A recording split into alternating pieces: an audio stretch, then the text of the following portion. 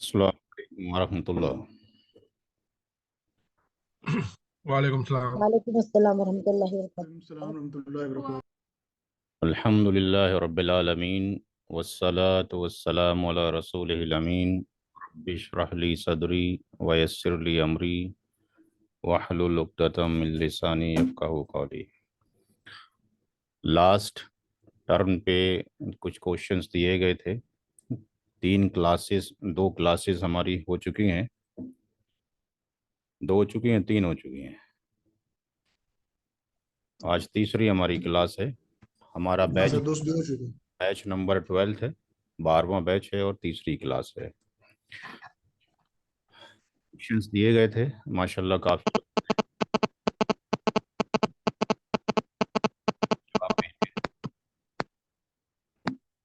काफ़ी लोगों के सवालात थे, कुछ कंफ्यूजन है। इंशाल्लाह वो इस क्लास में ठीक हो जाएगा। माइक्रोफोन अपने बंद रखें सारे। कोई सवाल होगा तो ज़रूर क्वेश्चन पुटअप करेंगे। क्वेश्चन नंबर 14 तक दिया जा चुका है, 14 क्वेश्चन तक हो चुका है। आज हम ऑर्डर में क्वेश्चन नहीं करेंगे, जिगजैग फॉर्म में करेंगे। तो जो क्वेश्चन छोड़ेंगे, क्वेश्चन नंबर 15 से हम शुरुआत करेंगे। क्वेश्चन नंबर 15 से हमारी शुरुआत होगी। इस वाले क्वेश्चन से जो भी हम क्वेश्चन बीच में छोड़ेंगे वो आपके लिए होमवर्क रहेगा।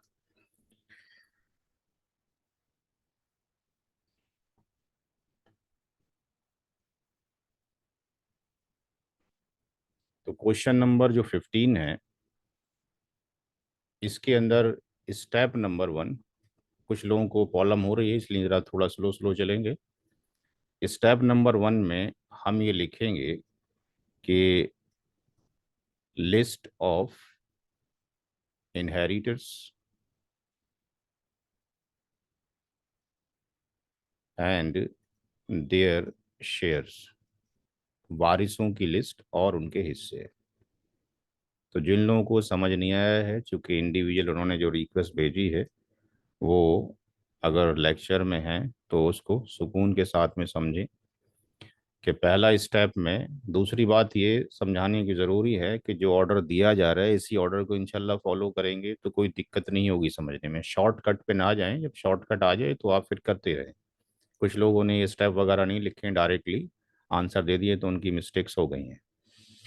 तो पहले उसमें जो भी मौजूद हैं आपने वाइफ, चूंकि वक्त लगाना थोड़ा सा पड़ेगा, जब आ जाएगा तो हम कुछ आपको शॉर्टकट सिखाएंगे और बड़ी जल्दी से हो जाएगा, 5-6 मिनट के अंदर सवाल हल हो जाया करेगा, उससे भी पहले हो जाएगा। तो वाइफ मौजूद है, मदर मौजूद है, और यहाँ पे बेटी मौजूद है, और लास्ट में अंकल मौजूद है। अब अंकल अगर लिखा हुआ है तो वो रियल अंकल ही माने जाएंगे। तो वाइफ हमेशा ही जेड एफ होती है, प्राइमरी ईयर्स होती है, कुरानिक शेरर है, फिक्स शेरर है। जिनके हिस्से फिक्स कर दिए गए हैं उनको जेड एफ कहा जाता है, जबिल फरोज, प्राइमरी ईयर्स। वाइफ का हिस्सा औलाद की मौजूदगी में कितना होता है, कोई वन बाई बताए? एट 1/8। और ये वबरकातुहू। और ये कहाँ लिखा हुआ है? सूरह निसा की आयत नंबर 12 में लिखा हुआ है, जो आयत करीमा वलकुम निस्फु मा तरक से शुरू होती है। माँ हमेशा ही जेड एफ होती है, इसकी कोई दूसरी कैटेगरी नहीं होती। औलाद की मौजूदगी में इसका शेयर होता है 1/6। जो किताब आपको दी है, Muslim laws, Islamic laws of inheritance या इस्लामिक कानून वरासत, उसमें हिस्से मौजूद हैं। माँ का हिस्सा आयत नंबर 11 के अंदर मौजूद है। बेटी अकेली है तो जबिल फरूज होगी, लेकिन अपने भाई के साथ में होगी तो भाई इसको रेसिड्यूरी में पुल कर लेता है, खींच लेता है, तो असबा भी गैरी ही बन जाता है। बट यहाँ पर चूंकि अकेली है, तो अकेली अगर बेटी है तो इसका हिस्सा 1/2 है। ये भी आयत करीमा के अंदर यूसी को मुल्ला फी औलादिकुम, उसके आगे हम जाते हैं तो वहां पर आपके पास मेंशन है 4:11 के अंदर मौजूद है।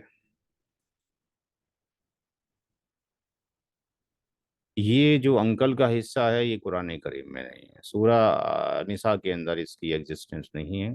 ये सही बुखारी की जो हदीस नंबर है, जो लास्ट टन पे भी दिखाई थी, भेजी भी गई है कि सबसे पहले उनके हिस्से दे दिए जाएं जो फिक्स शेयरर्स हैं, बाकी जो बचे रेसिड्यूरी में क्लोजेस्ट मेल रिलेटिव को होगा, तो यहाँ पे क्लोजेस्ट मेल रिलेटिव में और कोई नहीं है, अंकल है, तो अंकल जो उस कैटेगरी के अकॉर्डिंग आता है।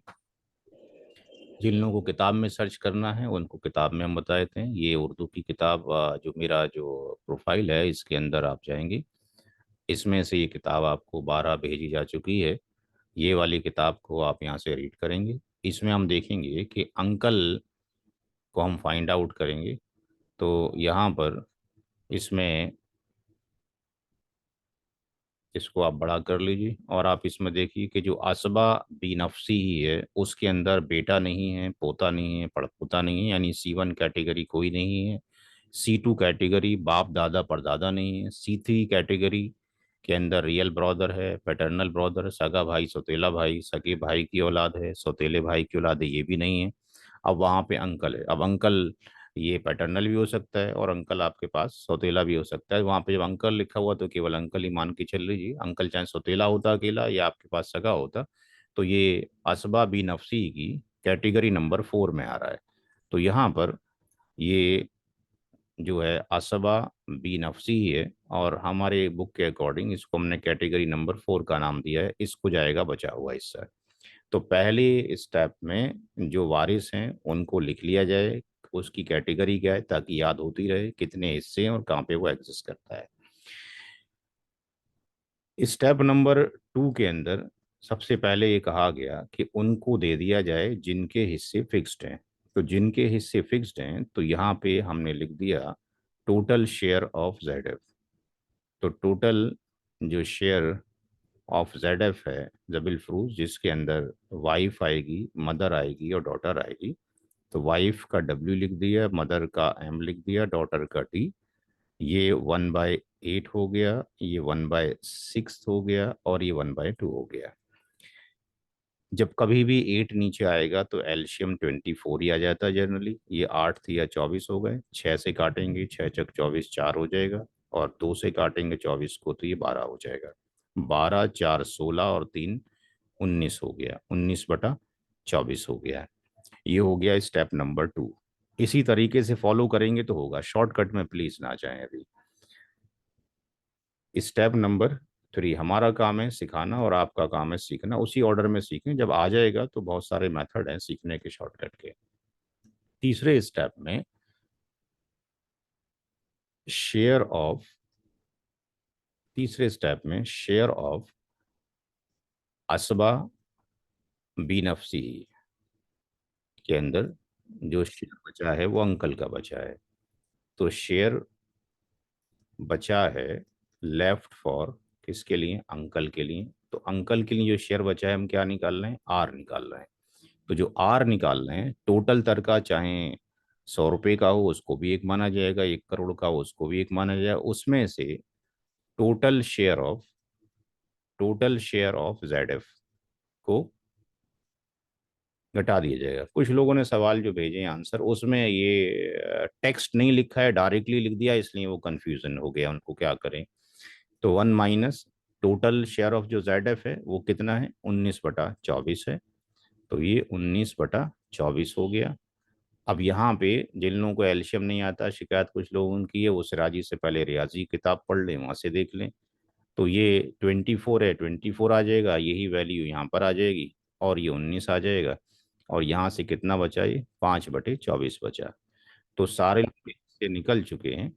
अब स्टेप नंबर जो लास्ट है जो कि 4 है, स्टेप नंबर 4 में सारे लोगों के shares, total shares of all inheritors. कुछ के हिस्से दे रखे थे फिक्स्ड, कुछ के हमें निकालने पड़े। तो यहाँ पर जो दे रखे थे हिस्से वो वाइफ, मदर और डॉटर का था। वाइफ का, मदर का और डॉटर का, और जो हमने निकाला है वो अभी अंकल का निकाला है। वाइफ का हिस्सा 1/8 फिक्स्ड था, माँ का हिस्सा भी 1/6 फिक्स था, बेटी का भी 1/2 फिक्स था, और अंकल का जो कि रेसिडुअरी है उसका कैलकुलेट किया गया 5/24। तो एल्शियम ये वही रहा, समटाइम्स एल्शियम चेंज हो जाता है। तो ये 3 रहा, ये आपके पास 4, ये 12, 16 5 सो 12 4 16 3 19 और ये 5, तो ये 24/24 हो गया। अभी आप सवाल ही देख रहे हैं कि ये बराबर बन के आ जा रहा है। कुछ ऐसे भी सवाल आगे आ जाएंगे आज में या अगले हफ्ते में, जिसमें ये बराबर नहीं आएगा, ग्रेटर देना चाहेगा। कुछ ऐसे भी सवाल आ जाएंगे जिसमें समटाइम्स ऐसा आ जाएगा आंसर कि 24 27/24 ये ग्रेटर देन हो जाएगा। जब ये कंडीशन आएगी तो इस कंडीशन का नाम होगा एन वाओलाम ऑल। ये कैसे सॉल्व करेंगे फिर वो देखेंगे। कुछ ऐसी कंडीशन भी आ जाएगी कि समटाइम्स ऐसा भी हो जाएगा कि ये 23/24 हो जाएगा, कभी ऐसे भी हो जाएगा। कभी ऐसा भी हो जाएगा कि आपके पास वो 11 आपके पास कुछ और नीचे वैल्यू आ जाएगी। नीचे का यानी ऊपर का डिनोमिनेटर आपके पास छोटा हो जाएगा, आपके पास न्यूमरेटर बड़ा हो आपके पास है, ये वैल्यू 23/24 हो जाएगी। तो ये लेस देन क्या हो जाएगा, 1 हो जाएगा। तो जब लेस देन की वैल्यू हो जाएगी तो उसको कहा जाता है रद्द कहा जाता है। तो ये अलग से एक डॉक्ट्राइन ऑफ रिटर्न है, इसके ऊपर अलग से काम होगा। अभी जितने भी सवालात आ रहे हैं उसमें ये वैल्यू बराबर ही आपको दिखाई दे रही है। तो कभी कम या ज़्यादा आएगा तो उसके ऊपर अलग से इसी में हम डिस्कशन करेंगे कि उसको कैसे सॉल्व किया जाए। तो ये सवाल समझ में आ गया सबको जो अभी किया गया है? इसमें किसी को कोई दिक्कत है? अब ये मैंने बिल्कुल सुकून के साथ में स्टेप बाय स्टेप आपको समझा दिया गया। जिन लोगों को पहली वीडियो मिस हो गई थी या दूसरी, अगर वो इस क्लास में भी पहली बार आए तब भी ये प्रोसीजर फॉलो करें, इससे इंशाल्लाह मसला हल हो जाएगा। अगला जो सवाल है वो हमने बीच में 2 सवाल छोड़ दिए हैं। 15वां सवाल हमने किया हुआ है, 16 और 17 छोड़ दिया है, वो आप खुद करें एज ए होमवर्क के तौर पे। ये एक नया सवाल आपके पास आ गया। फिर इसको स्टेप नंबर 1 के थ्रू करते हैं। स्टेप नंबर 1 में लिस्ट ऑफ इनहेरिटर्स और उनके हिस्से। तो यहाँ पर वारिसीन में कुछ नए लोग भी आ गए हैं जो पिछले हफ्ते नहीं थे। तो यहाँ पर हस्बैंड, इसको पीछे से हम पढ़ते आ रहे हैं, डॉटर को भी पीछे से पढ़ते आ रहे हैं। अब यहाँ पे मैटरनल ब्रदर है, मैटरनल ब्रदर यानी माँ शरीक भाई है, और यहाँ पर रियल ब्रदर भी है।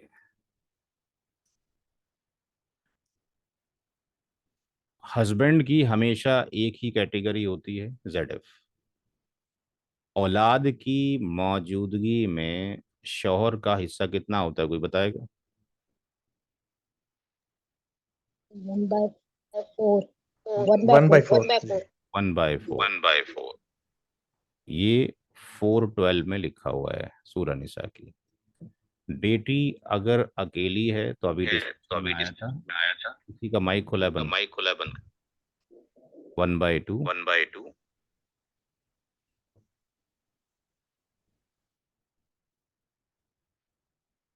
बेटी अगर अकेली, अगर किसी का माइक खुला है प्लीज बंद कर दें। बेटी अगर अकेली है तो इसका हिस्सा 1/2 है, सूरह निसा की आयत नंबर 11 में लिखा हुआ है। मैटरनल ब्रदर ZF है,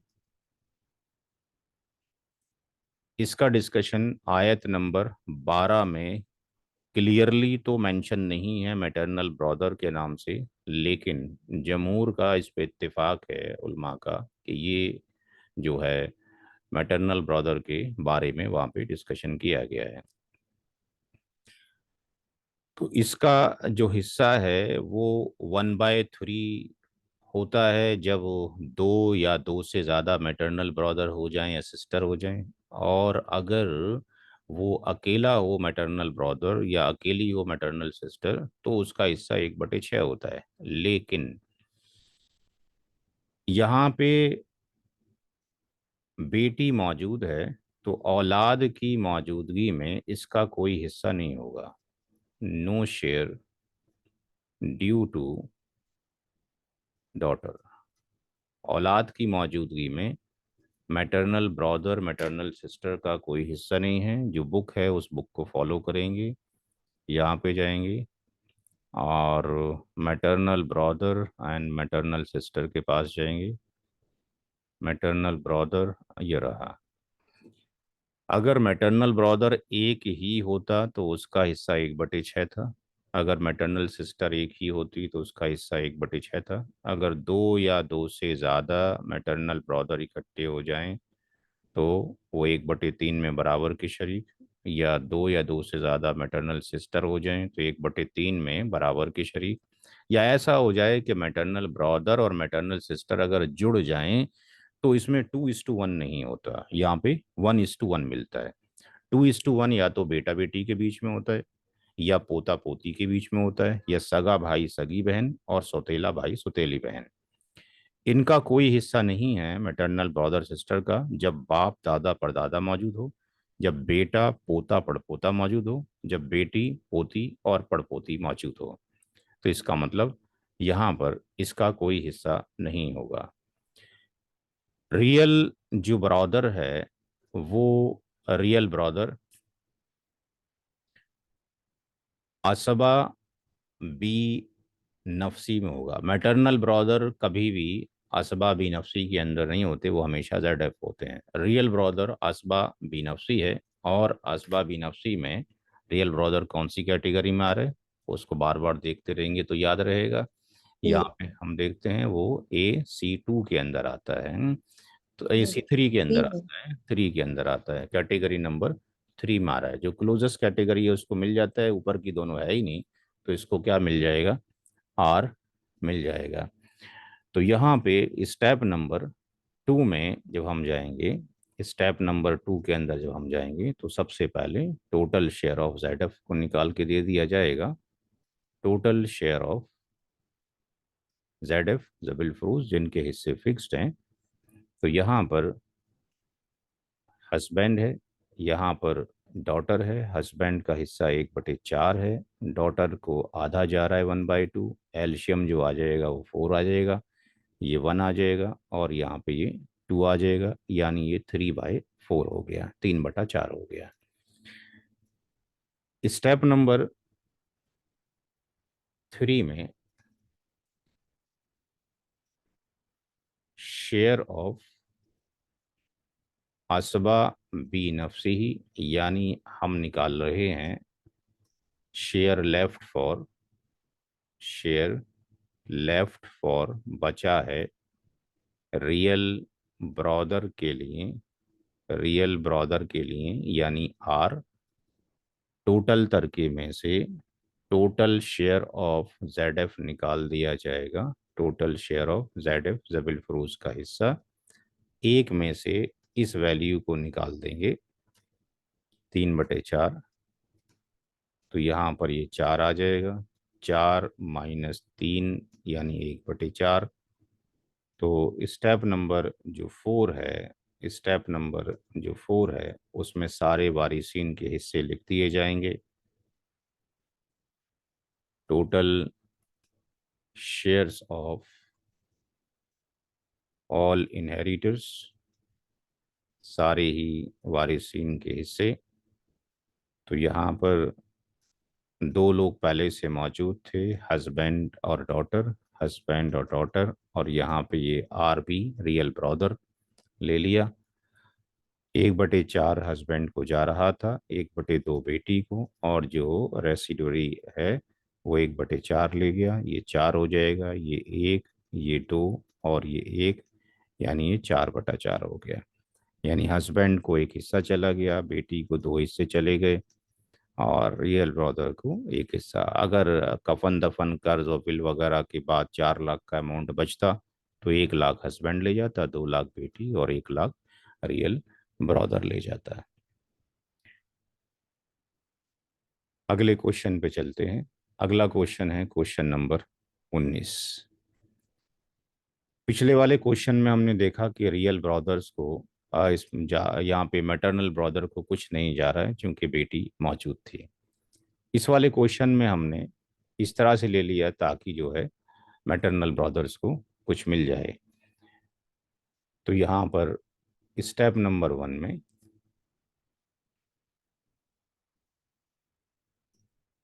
कौन कौन मौजूद है? यहाँ पे हस्बैंड मौजूद है,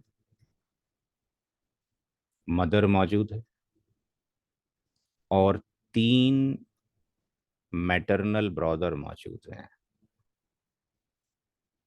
माँ, शरीक भाई।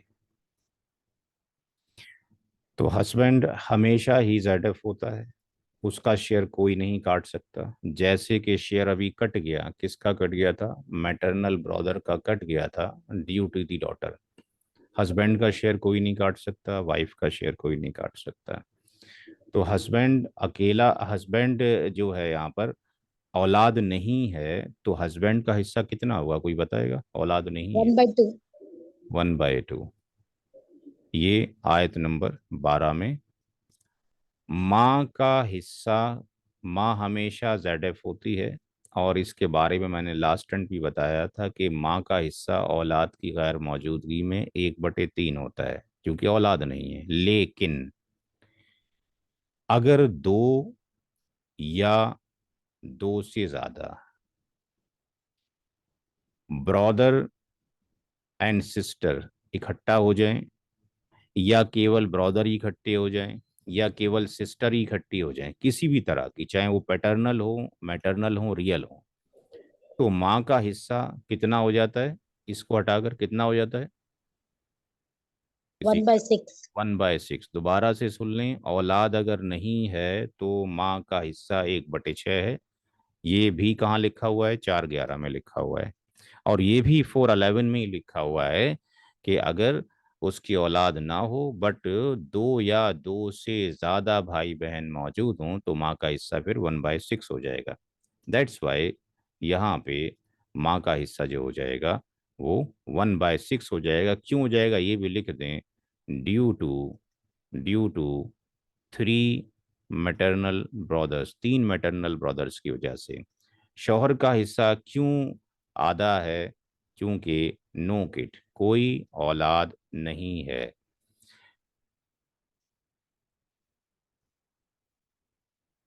जो मैटरनल ब्रदर हैं ये हमेशा ZF होते हैं। अगर ये एक है, अभी दिखाया था, तो अगर एक मैटरनल ब्रदर होता तो इसका हिस्सा 1/6 होता। अगर एक मैटरनल सिस्टर होती तो इसका 1/6 होता। जब कभी भी दो से ज्यादा, दो हो जाएं, दो मैटरनल ब्रदर हो जाएं, या दो मैटरनल सिस्टर हो जाएं, या दो आपके पास मैटरनल ब्रदर एंड सिस्टर हो जाएं, तो इनका हिस्सा 1/ कितना हो जाता है? 3 हो जाता है। तो इनका हिस्सा 1/3 है, क्योंकि ये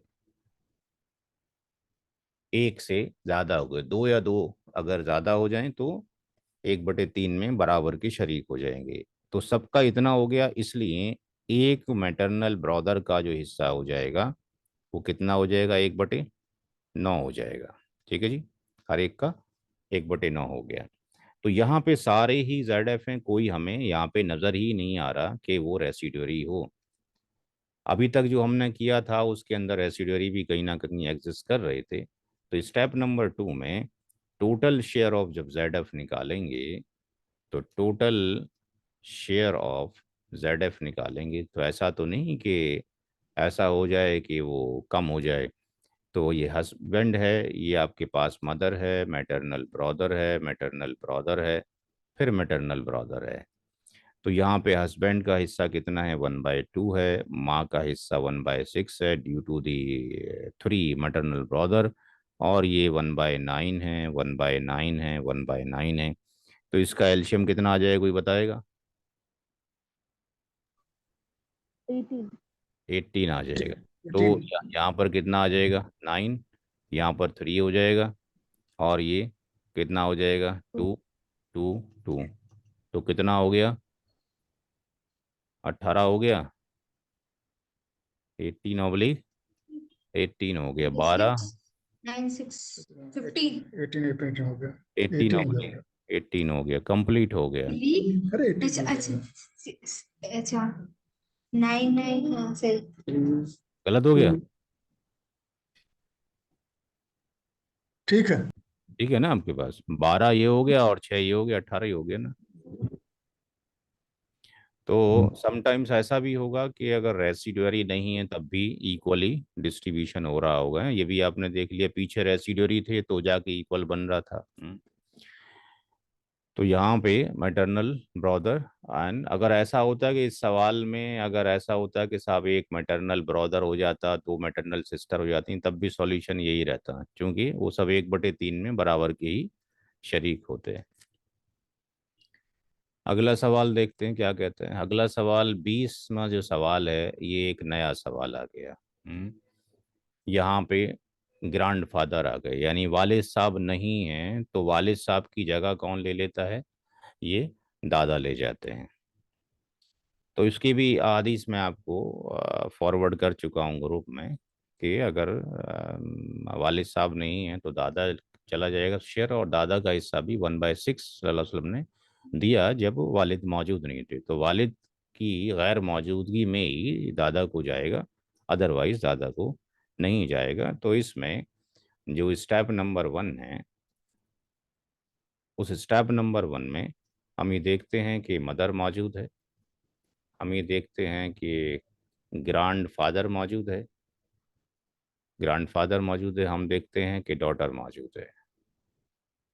तो जो शेयर्स वालिद साहब के होते थे वही इनके भी होंगे, तो ग्रैंड फादर यहाँ पे ZF भी बनेगा, प्लस असबा बी नफसी ही भी बनेगा। तो ग्रैंड फादर को 1/6 तो जाना कंपलसरी है, बट आर मैंडेटरी नहीं है, बचेगा तो मिल जाएगा। माँ हमेशा ZF है औलाद की मौजूदगी में, माँ का हिस्सा हमेशा 1/6 ही होना है अगर औलाद है तो। अब फादर का और ग्रैंड फादर का ये था कि देखा ये जाएगा कि मेल है या फीमेल है औलाद में, तो फीमेल है तो आर भी जाता है, और मेल होता है तो फादर को या ग्रैंड फादर को केवल 1/6 जाता है। तो ड्यू टू दी डॉटर, ये जो आर जो जा रहा है बेसिकली ये जा रहा है ड्यू टू आपके पास डॉटर जा रहा है। डॉटर एक है, इसका हिस्सा 1/2 है, फिक्स्ड है। स्टेप नंबर 2 में, स्टेप नंबर, मदर मदर का 1/8 है ना सर? नहीं मदर का नहीं है 1/8, वाइफ का 1/8 होता है, हाँ ठीक है ठीक। वाइफ का 1/8 होता है। तो स्टेप नंबर 2 में टोटल शेयर ऑफ ZF निकाला जाएगा, टोटल शेयर ऑफ ZF निकाला जाएगा जबल फरोज। और यहाँ पर तीनों ही ZF कैटेगरी में तो आ ही रहे हैं, मदर भी आ रहा है और ग्रैंडफादर भी और डॉटर भी। तो माँ का जो हिस्सा है वो 1/6 है औलाद की मौजूदगी में, ग्रैंडफादर का 1/6 है और डॉटर का 1/2। एल्शियम इसका 6 आ जाएगा, ये 1, ये 1 और ये 3, तो ये कितना हो गया 5/6, यानी कुछ बच गया। यानी स्टेप नंबर, हम जाएंगे 3 की तरफ। अच्छा यहीं चले जाते हैं, उधर कुछ ऑलरेडी लिखा हुआ है। तो स्टेप नंबर 3 में यहाँ चले जाते हैं। तो स्टेप 3 में यहाँ पे निकाला जाएगा शेयर ऑफ असबाबी नफसी।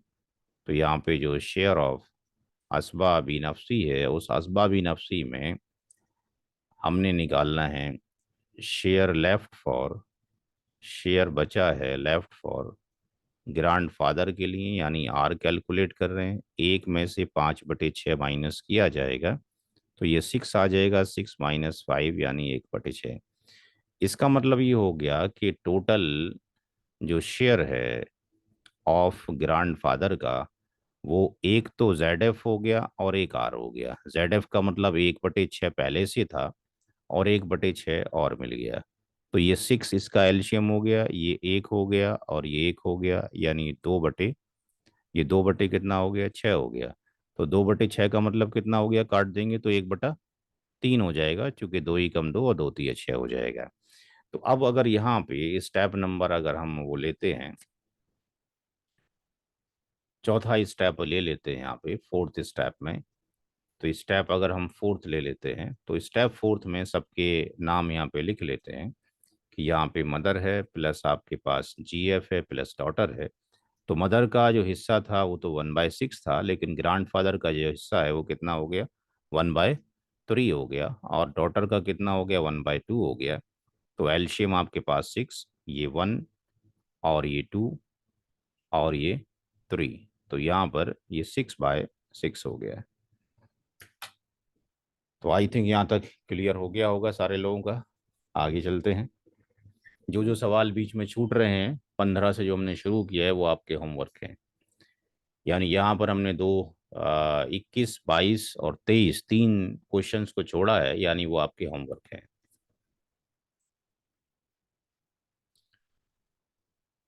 यहाँ पे मैटरनल ब्रदर को भी मिलेगा, और बचेगा तो अंकल को ही मिलेगा, नहीं बचेगा तो नहीं मिलेगा। देखते हैं। स्टेप नंबर 1 क्वेश्चन नंबर 24 के अंदर हस्बैंड मौजूद है। स्टेप नंबर 1 में हस्बैंड मौजूद है।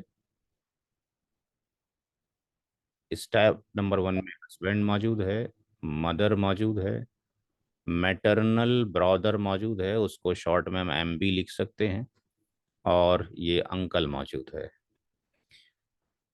तो यहाँ पे हस्बैंड का हिस्सा कितना होगा, कोई बताएगा भाई? हस्बैंड को कितना हिस्सा दिया जाए? 1/2। 1/2 दिया जाए। मदर को कितना हिस्सा दिया जाए, कोई बताएगा? मदर कुछ समझ के बताने का भी पीछे डिस्कशन हो चुका है। इट्स 1/1। मैटरनल ब्रदर एक है, ये मैंने डिस्कशन नहीं किया, लेकिन पिछली वाली क्लास में किया। 1/3 होगा फिर। 1/3, 1/3। ये कहाँ लिखा है? सूरह निसा की आयत नंबर 11 में ही लिखा हुआ है। ये लिखा हुआ है हस्बैंड का 4:12 के अंदर। इसलिए तर्जुमा भी इसका जब क्लास में आया करें तो एक बार पढ़कर आया करें। मदर का हिस्सा 1/3 है। अगर भाइयों में कोई एक ही भाई हो, या बहनों में आपके पास कोई एक ही बहन हो है, तो अगर एक है आपके पास तो माँ का हिस्सा 1/3। एक से ज़्यादा हो जाएंगे तो 1/6 आपके पास हो जाएगा। तो यहाँ पर ये 411 में मेंशन है। मैटरनल ब्रदर एक है, ये हमेशा ZF ही है। तो मैटरनल ब्रदर अकेला है तो इसका हिस्सा कितना होगा? मैटरनल ब्रदर अकेला है तो इसका हिस्सा कितना होगा? अभी डिस्कशन किया पिछले सवाल में। 1/6। 1/6। अगर एक है तो 1/6। ये 4:12 में लिखा हुआ है। ये जो अंकल है ये आसबा बी नफसी ही है, और ये कौन सी कैटेगरी में आता है? C4 के अंदर आता है। क्योंकि पहली कैटेगरी में बेटा पोता पड़पोता, दूसरी कैटेगरी में बाप दादा परदादा, तीसरी कैटेगरी में सगा भाई सौतेला भाई फिर उनकी औलादें, चौथे कैटेगरी में सगा चचा और सौतेला चचा फिर इनकी औलादें। तो ये R लेकर जाएगा। स्टेप नंबर 2 में total share of ZF, total share of ZF। Total share of ZF में हम ये देखते हैं कि यहाँ पे हस्बैंड, यहाँ पे मदर, और ये फिर मैटरनल ब्रदर। 1/2 माँ का हिस्सा 1/3, और ये 1/6। एल्शियम 6 आ जाएगा। ये 3 हो गया, ये 2 हो गया, और ये 1 हो गया। कितना हो गया? 6/6। तो यहाँ पे अंकल असबा भी नफसी ही है। वो एलिजिबल, किसी का माइक खुला है भाई, वो एलिजिबल है रेसिडुअरी के तौर पे, बट रेसिडुअरी को जाना कंपलसरी नहीं है। तो वहां पर आपके पास बचता है तो जाता है। तो आर तो यहाँ पे बचा ही नहीं है हमारे पास कुछ भी, क्योंकि आर की वैल्यू आप अगर निकालोगे तो पूरे में से आप 6/6 को माइनस करोगे, यानी 6/6 का मतलब हो गया 1, यानी कितना बचा? 0। तो आर बचा ही नहीं। तो दैट्स वाई अंकल को नहीं जाएगा।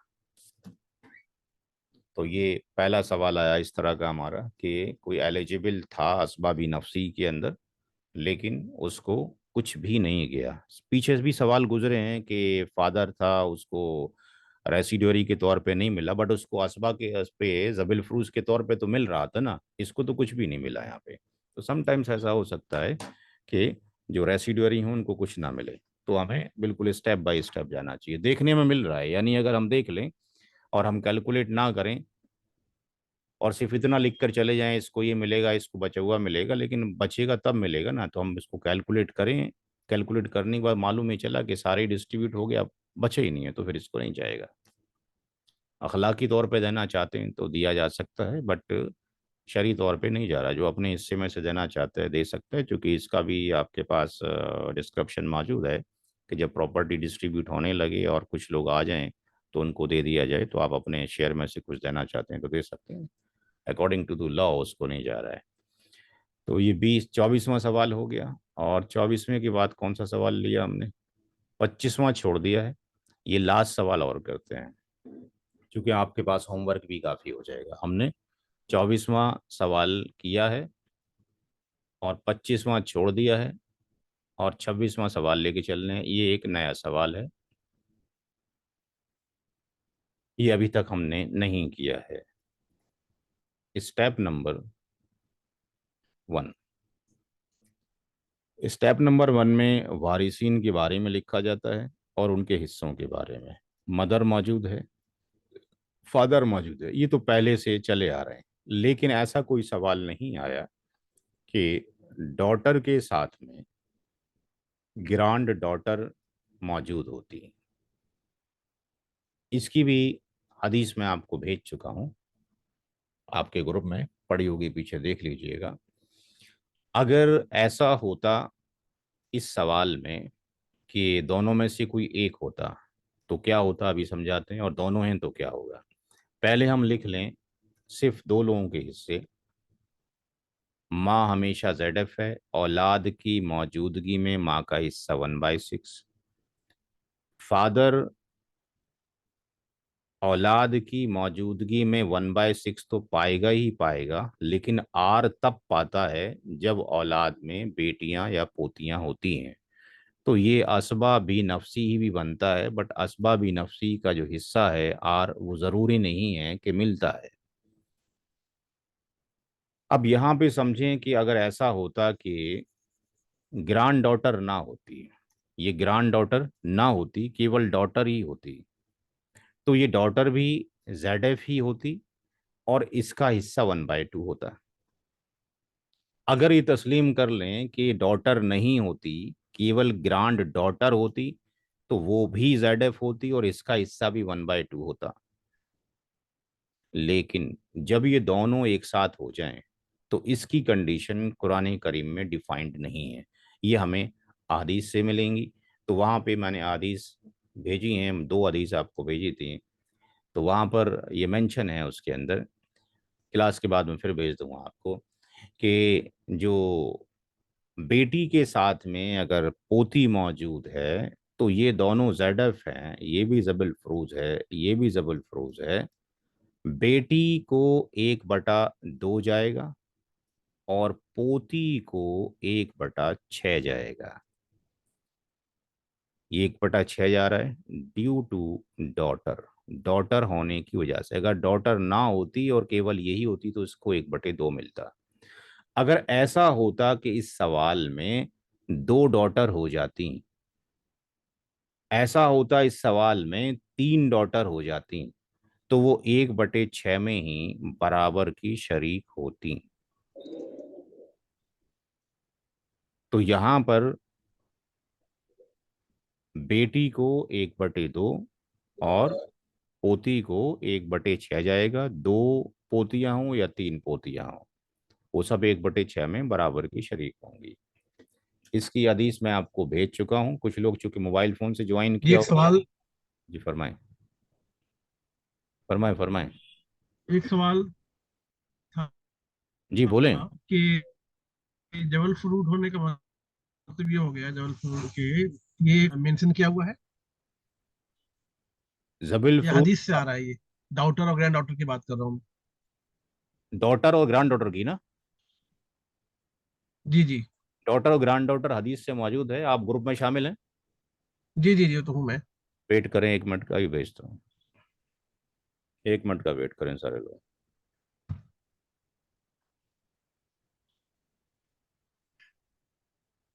क्योंकि आप लोगों ने लेट ज्वाइन किया होगा तो वो पीछे निकल चुकी हैं, तो मैं भेजता हूँ। 1 मिनट का इंतज़ार करें, मैं उसमें से उसी को दोबारा से फॉरवर्ड कर रहा हूँ।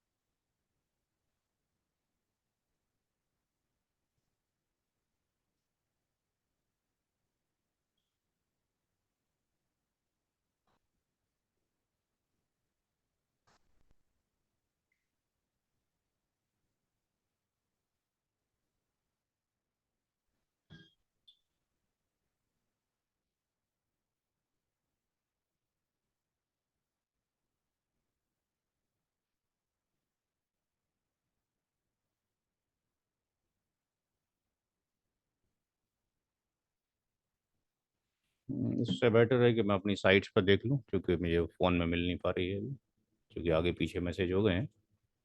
तो आप इस साइट पे आ जाइए, जो कि अपनी वेबसाइट है IIRC पे, और वहाँ पे मेंशन है ऑलरेडी।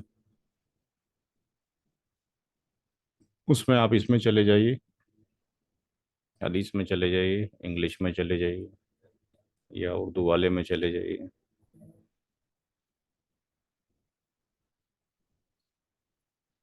इसको बड़ा कर लीजिए यहाँ से।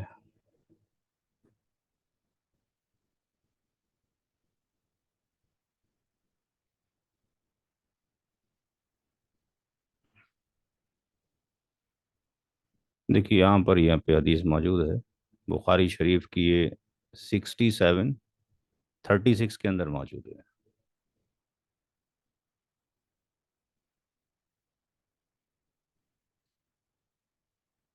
बेटी को आधा मिलेगा, पोती को छठा मिलेगा।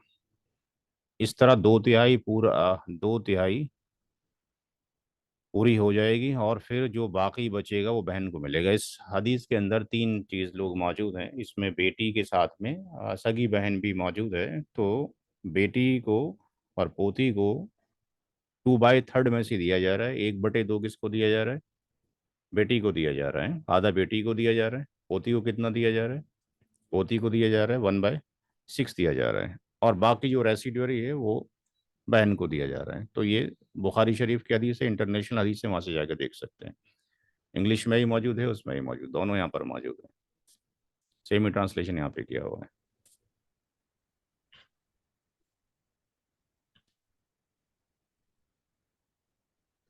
एक्चुअली जो यहाँ समझने की बात, जो क्वेश्चन मेरा जिस तरह से रेफरेंस था जी कि जबल फरूद जरूरी नहीं है कि वो कुरान शरीफ में जबल फरूद सारे मेंशन किए हुए हों। हाँ, सारे मेंशन नहीं है। हाँ, इसीलिए कर वही चेक करना चाह रहा था मैं कि जो जगह जबल फरूद हो गया तो जरूरी नहीं है कि वो, हम समझ, हमारी समझ ये थी जी कि वो जी। कुरान शरीफ में सूरह निसा में मेंशन है कहीं ना हाँ, कहीं, जैसे लेकिन जैसे जरूरी नहीं है ऐसा हो। कि दादी और नानी का हिस्सा भी कुरान करीम में नाम के तौर पे मेंशन जी नहीं है, ये भी आपको हदीस से ही मिलेगा। इसलिए दोनों जी को जी। फॉलो करेंगे तभी हम ठीक सॉल्यूशन कर सकते हैं, कि वो कुरान करीम ठीक से है। सॉल्यूशन नहीं हो सकता है। ठीक है, यानी जबल फरूद वहां से भी आ सकता है, हदीस से भी हम कंफर्म हाँ कर हाँ, सकते हैं। चूंकि दोनों ये स्टेटमेंट जो है, जो भी अल्लाह के रसूल सल्लल्लाहु अलैहि वसल्लम ने फरमाया, वो भी तो ऑर्डर वहीं से आया हुआ है। तो ये हुआ पहला स्टेप। स्टेप नंबर 2 की तरफ जाएंगे, और स्टेप नंबर 2 में जाने के बाद total share of ZF, total share of ZF। तो टोटल शेयर ऑफ ZF में यहाँ पे मदर भी हैं, फादर भी हैं, डॉटर भी हैं, और ग्रांड डॉटर भी है। तो 1/6 तो ये हो गया, फादर का 1/6 हो गया, डॉटर का 1/2 हो गया, ग्रांड डॉटर का 1/6 हो गया। एल्शियम कितना आ गया? 6 आ गया। तो ये 1 + 1 और ये 3 हो गया और ये 1 हो गया, तो ये 6/6 हो गया। तो यहाँ पर भी क्या हो गया, ये 1 हो गया, तो इसका मतलब यहाँ पर भी r की वैल्यू कितनी हो जाएगी, 0 हो जीरो। जाएगी। जी। तो आई थिंक इतने सवाल काफ़ी हैं, स्लो स्लो चलें, फास्ट ट्रैक में ना जाएं, बिल्कुल भी आराम आराम से करें, सीखने और सिखाने के लिए यहाँ बैठे हुए हैं, ठीक है। जितने सवाल दिए हैं उम्मीद ये की जाती है कि अगले हफ्ते जब आप सबमिट करेंगे असाइनमेंट, अब असाइनमेंट जो सबमिट है, जो करना है वो आप देख लीजिए कि क्या क्या हो गया यहाँ पे।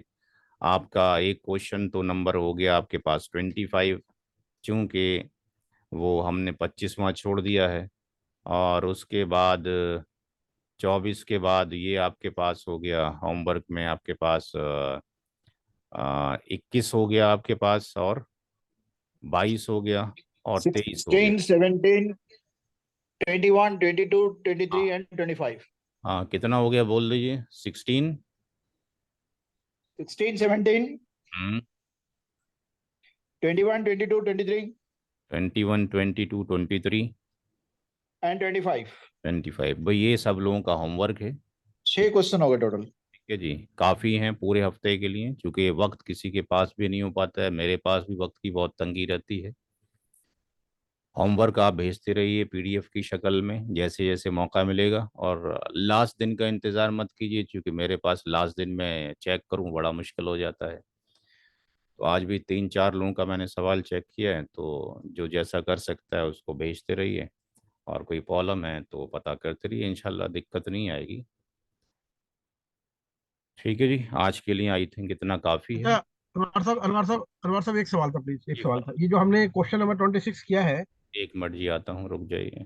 26, 26, 26 जी, आ गए। इसमें स्टेप के बाद ही हमें क्लियर हो जाता है, 20। स्टेप 2 के बाद ही हमें क्लियर हो जाता है ना, हमें आगे जाने की जरूरत नहीं है। हाँ, स्टेप 2 में अगर बराबर ही 1 आ गया तो फिर आगे जाने की जरूरत ही नहीं, खत्म हो गया। जरूरत नहीं है, तो हाँ, हम यही रुक जाएंगे। ठीक है, यही यार कंफर्म स्टेप कर में रहे काम थे खत्म जी। हो जाएगा। जब ये कंडीशंस आएंगी कि भाई कहीं 5/6 हो गया, तो अब ये कम हो जी गया, फिर अब जो कम हो गया बचा भी कोई नहीं है, तो अब किसको डिस्ट्रीब्यूट करें। तो इस पे अलग से एक बुक है मेरी, जो कि कोर्ट उसकी लॉ की के अंदर डॉक्ट्राइन ऑफ रिटर्न कहलाता है, या इसको रद्द बोलते हैं। तो जब आएगा तब पढ़ेंगे। अभी तो फिलहाल अब इक्वल पे काम हो रहा है, अगर दूसरे स्टेप में इक्वल हो गया तो ठीक आगे मूव करने की जरूरत ही नहीं है। ठीक ठीक है, आज के लिए इतनी है। कल मेरा ठीक है, एक प्रोग्राम है शुक्रिया। हरियाणा के अंदर, इसी ही टॉपिक के ऊपर, इनहेरिटेंस के ऊपर। 50 लोग हैं जो कि उलमा इकराम हैं, 50 लोग टीचर हैं, तो उनको कॉल किया गया है। हरियाणा में प्रोग्राम है, कल सुबह फजर के बाद इंशाल्लाह मैं निकल जाऊंगा। दुआ कीजिए कि मैं भी ढंग से पढ़ाऊँ और लोग भी ढंग से समझ सकें उसको। इसका लाइव टेलीकास्ट यूट्यूब पर है इंशाल्लाह। क्या सर? नहीं, लाइव टेलीकास्ट नहीं होगा साहब, कहाँ गाँव में लोग देते हैं, ठीक है। तो पहले तो तो क्या आप उसकी रिकॉर्डिंग करके बाद में डालेंगे? नहीं, रिकॉर्डिंग भी वहाँ पे मुश्किल हो जाएगी करनी, क्योंकि रिकॉर्डिंग ये तो क्योंकि शांति के साथ रिकॉर्डिंग ये क्लास तो हो रही है आपकी, शांति के वहाँ साथ क्लास हो रही है आपकी, तो शोर भी हो रहा होगा तो कोई फायदा नहीं होगा, और यही होगा जो पढ़ाया जा रहा है, उसमें कोई नई चीज़ तो होगी नहीं। तो होगी नहीं। तो आपकी पहली क्लास थी अनवर वही, साहब, ये तो आपकी क्लास कहाँ पहली पर है? क्लास थी वही। हरियाणा में कहाँ जा रहे हैं? ये मैं आपको ये मैं आपको ग्रुप में फॉरवर्ड कर ग्रुप देता में फॉरवर्ड कर देता ठीक। हूँ। ये ये सिकवारा है, सिकवारा होता सिकवारा क्या है, है, सिकवारा होता क्या है? बदास करके कुछ जगह है, बदास करके कुछ जगह है। ये अच्छा अच्छा। ये ग्रुप में भेज ग्रुप दिया में है, भेज दिया। चेक कर लीजिए। कोई हो वहाँ पे तो वहाँ फॉरवर्ड कर दिए, उस इलाके में भेज दिया मैंने। जी जी, इंशाल्लाह। कल 10 बजे से कल शुरू, 10 बजे मैं शुरू। फजर के बाद निकल जाऊँगा। ठीक है, अगले हफ्ते इंशाल्लाह मुलाकात होगी फिर। जो ठीक है, सवालात शुक्रिया, हो अस्सलाम वालेकुम। इंडिविजुअली भेज दीजिएगा। अस्सलाम वालेकुम अस्सलाम वरहमतुल्लाह। वालेकुम। वालेकुम अस्सलाम। वालेकुम वालेकुम अस्सलाम अस्सलाम। वरहमतुल्लाहि वबरकातुहू।